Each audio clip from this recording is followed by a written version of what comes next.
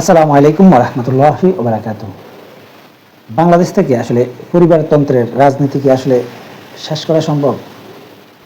বর্তমান যে রাজনীতির প্রেক্ষাপট, এটাকে বিচার বিশ্লেষণ করলে আসলে আমার যেটা মনে হচ্ছে যে বর্তমান যে ইউনূস সরকার,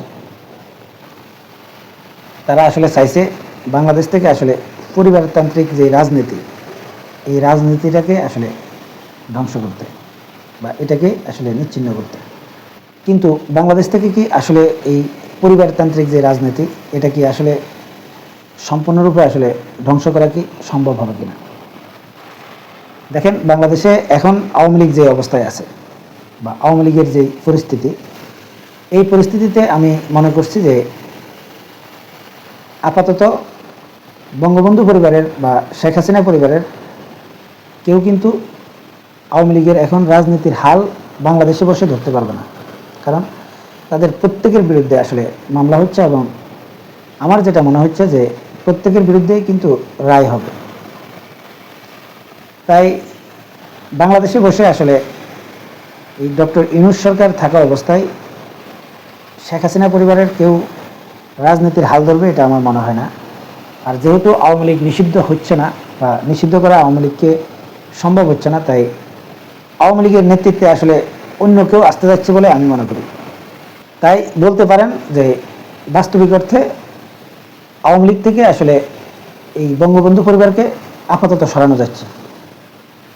কিন্তু এই যে জিয়া পরিবার, এই জিয়া পরিবারকে কি আসলে বিএনপি থেকে এই মুহূর্তে সরানো সম্ভব? আমি সেটা মনে করি না। কারণ বিএনপিতে যদি আসলে তারেক রহমান বা খালেদা জিয়াকে বাদ দেওয়া হয়, তাহলে বিএনপি নামক যে দলটি রয়েছে, এই দলটির আসলে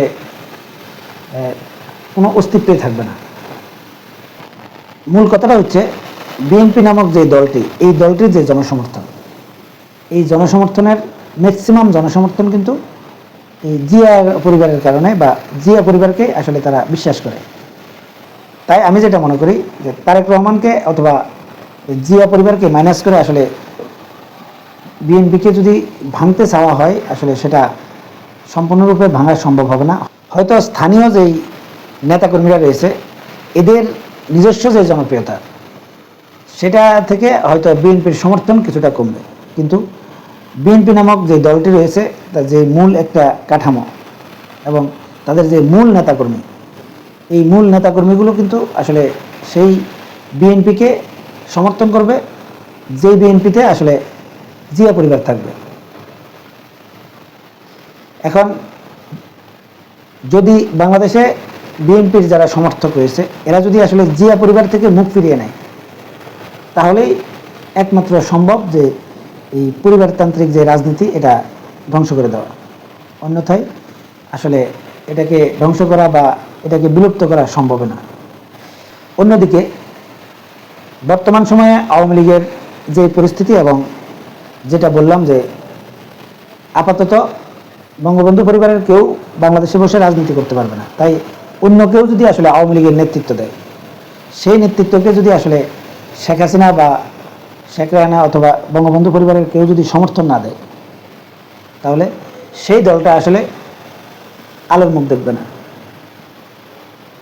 মূল কথাটা হচ্ছে যে বাংলাদেশে আওয়ামী লীগ এবং বিএনপির যেই সমর্থক গোষ্ঠী রয়েছে বা নেতাকর্মীগুলো রয়েছে, এরা ওই শেষ পর্যন্ত কিন্তু সেই বঙ্গবন্ধু পরিবার এবং জিয়া পরিবার, তাদেরকেই আসলে সমর্থন করে এবং তাদের প্রতি আকৃষ্ট। তাই বাংলাদেশে আসলে এই পরিবারতান্ত্রিক যেই রাজনীতি, এই রাজনীতি বর্তমান এই প্রেক্ষাপটে বা এই বর্তমান বাস্তবতায় আসলে সম্পূর্ণরূপে ডিমোরালাইজ করা আসলেই সম্ভব নয়।